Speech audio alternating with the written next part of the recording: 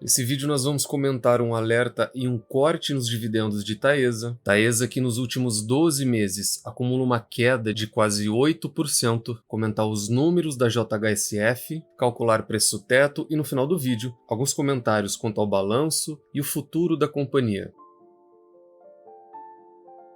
Vídeo rápido sobre JHSF, com código de negociação JHSF3, na Bolsa de Valores brasileira. Empresa essa que em todo o período retornou apenas 6% aos sócios, contra um retorno de mais de 180% do Ibovespa, o principal índice brasileiro. Trazendo isso para o mundo real, o investidor que aportou R$1.000 na companhia há quase 2 décadas teria um total de R$1.062 na data de hoje. Já nos últimos 5 anos, algo mais realista, aí o cenário é totalmente diferente, a companhia retornou 133% ao sócio, contra um retorno de apenas 37% do Ibovespa.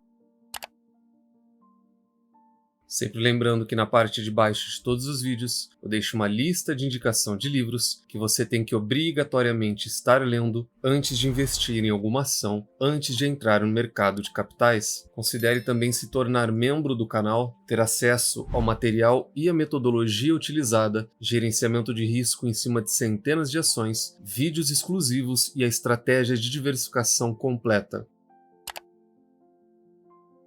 Comentário rápido sobre a Taesa é que ela recentemente divulgou uma alteração na sua política de distribuição de dividendos. A gente comentou e debateu amplamente e eu trouxe a minha opinião de que isso iria acarretar numa diminuição dos proventos. A partir dali o mercado já começa a fazer um dimensionamento, começa a fazer seus cálculos e ontem a gente teve a primeira estimativa, que foi da Genial, onde eles cortam toda a projeção para dividendos, saindo da casa de 11%, que está muito em linha com o yield atual da companhia, e isso vai para a casa de 8%. E segundo eles, o rendimento para 2024 deve ser pressionado por conta da nova política, enquanto nos próximos anos eles devem ser normalizados em relação ao payout histórico. E eles enxergam o evento como marginalmente negativo para os investidores que são focados em dividendos, aquele pessoal que busca remunerar a carteira o máximo possível com proventos. E a recomendação deles é de manter as ações da empresa. E como base para isso, eles se utilizam muito daquilo que a gente já vinha debatendo aqui no canal. Os dividendos eles preocupam por conta da alavancagem da empresa, ela é a mais alavancada dentre os pares, ela é mais exposta ao IGPM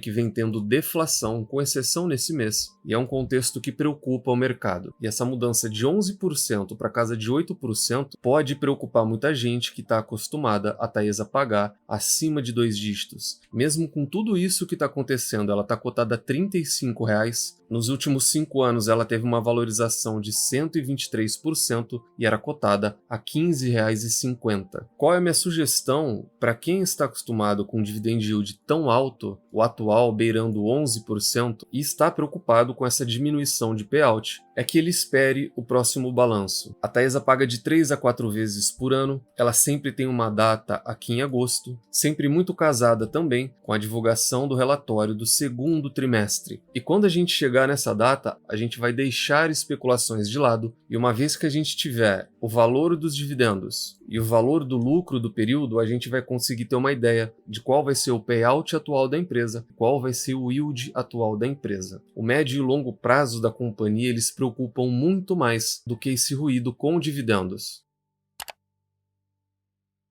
Comentário também sobre JHSF, que apenas nos 5 primeiros meses desse ano já acumula uma queda de mais de 22%. Já tem algum tempo desde a última vez que a gente estudou a companhia, e inclusive nesse vídeo eu trouxe outras 2 empresas que também trabalham com exploração de imóveis, shoppings, incorporação e locação, e performaram muito mais do que a JHSF, que sempre retornou muito pouco ao acionista. A empresa divulgou seus resultados recentes e o que a gente teve de lá para cá. A justiça suspendendo a liminar que proibia uma das obras dela aqui em São Paulo, um dos principais focos da empresa. Um movimento que chamou muito a atenção do mercado foi a negociação da XP com a JHSF em participações em 4 shoppings, mais de 440 milhões de reais na negociação, e a companhia divulgou um lucro líquido de mais de 142 milhões de reais no primeiro trimestre. O BTG recomendou compra na ação, mas com uma observação de uma possível reclassificação, uma vez que eles enxergaram os resultados no primeiro trimestre fracos, sendo um dos principais problemas da empresa uma alta alavancagem, do qual a gente também já comentou, a incapacidade de retomar as obras do principal projeto da empresa que a gente também comentou, e a parte de vendas de imóveis também mais baixas. Números oficiais da companhia: sempre acessem o RI de todas as suas investidas. Nos destaques da empresa e nas duas apresentações, ela não traz comparativo do balanço consolidado, o que não é tão legal, e nas duas apresentações, o que ela traz é um comparativo daquilo que ela chama de balanço recorrente. A receita bruta cresceu 24%, as vendas nos shoppings cresceram 20%, na parte de hospitalidade e gastronomia também crescendo acima de 2 dígitos, parte de aviação foi ponto de destaque no período, o EBITDA ajustado subiu quase 200%, e na JHSF Capital a gente tem hoje 1,6 bilhões de reais sob gestão. Aqui, de maneira bem rápida, cada operação da companhia. Nos shoppings, a receita cresceu 23% e o EBITDA ajustado cresceu 32%. Em hospitalidade e gastronomia, a receita cresceu apenas 4% e o EBITDA ficou negativo em quase 10%. A parte de aviação e aeroporto, sem dúvida alguma, o maior destaque do período, a receita crescendo quase 60% e o EBITDA também acompanhando mais 53% no primeiro trimestre. Na parte de locação e clubes, uma alta muito forte de 220%, só que vale observar que a gente fala de um valor bem baixinho. Eram apenas 7 milhões de contribuição na linha de receita e no EBITDA da companhia. Porém, é uma melhora considerável também no resultado. Na parte de gestão de capital, a empresa tem quase 2 bilhões sobre gestão. Dependendo do ritmo, ela pode chegar nessa casa de 2 bi até o final do ano. E a JHSF Capital, que vale muito a pena a gente ficar de olho, é uma área muito promissora, vale muito a pena acompanhar, porque isso tem tudo para dar certo. Parte de incorporação, aquele que é mais volátil, aquele que eles não consideram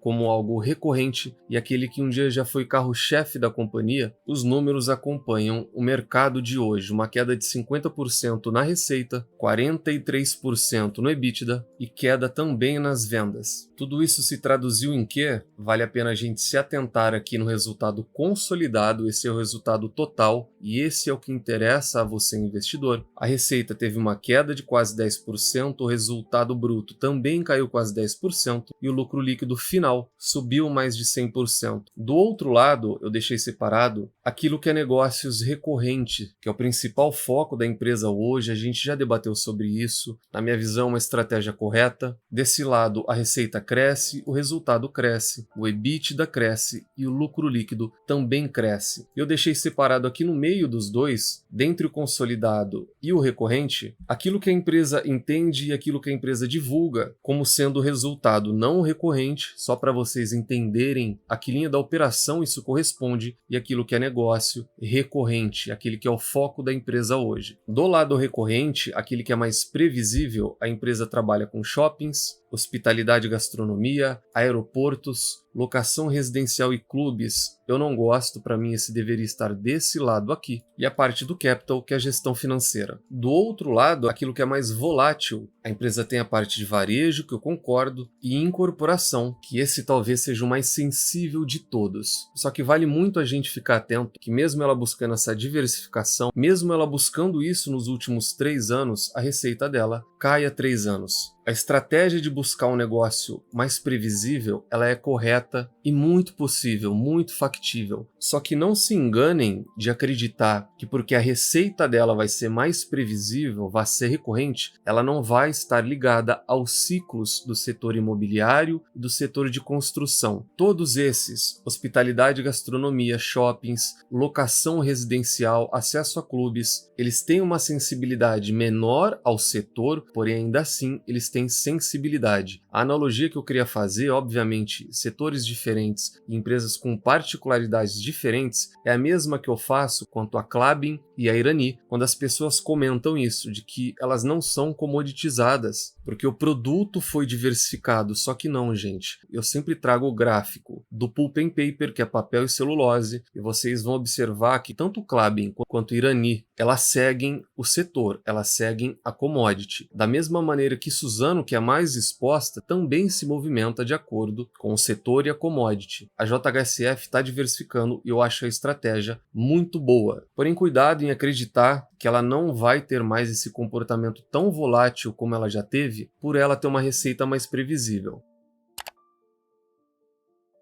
JHSF, que coberta por 7 casas ou 7 analistas, tem 6 recomendações para compra, 1 recomendação para neutra e nenhuma recomendação de venda para a companhia. Preço teto, tese essa de Luiz Barsi Filho, e ver o atual ou fazer um preditivo para a companhia ficou muito fácil, uma vez que ela já anunciou todos os proventos que ela pretende distribuir nesse ano. A gente tem um valor de 0,33, quase 0,34, dividimos isso por 6%, que é o mínimo aceitável pelo Barsi em forma de remuneração, nós teríamos um preço teto de R$ 5,66.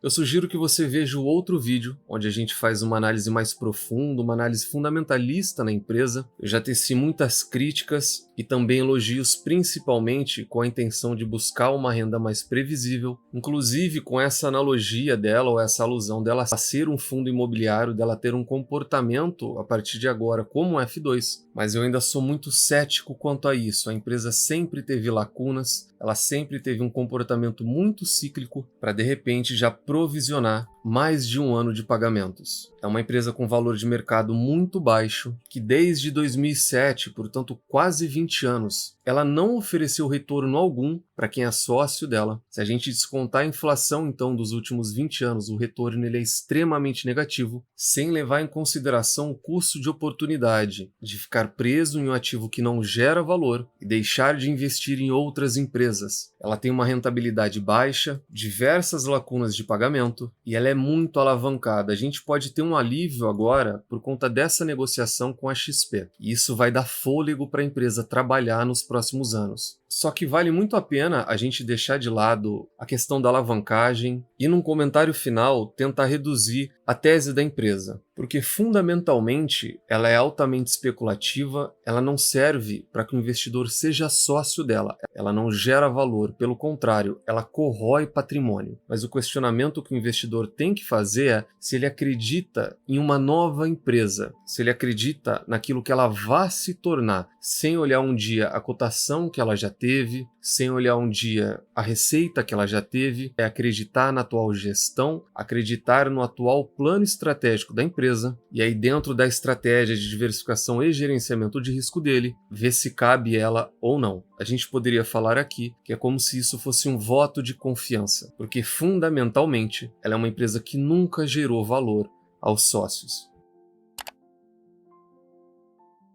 Portanto, hoje falamos da Taesa e de um corte nos dividendos. Falamos também sobre os resultados da JHSF, um case interessante para a gente ficar de olho no futuro. Deixa no comentário se são sócios de Taesa e JHSF ou se querem se tornar sócios da empresa. Nunca se esqueçam das 3 chaves do sucesso. Encontre excelentes empresas a preços atrativos, com uma excelente gestão e nunca mais as vendam. Tranque as 7 chaves. O Valor Investing foi e ainda é a melhor maneira do investidor pequeno e individual multiplicar o seu capital na Bolsa de Valores. Nos vemos no próximo vídeo e até lá.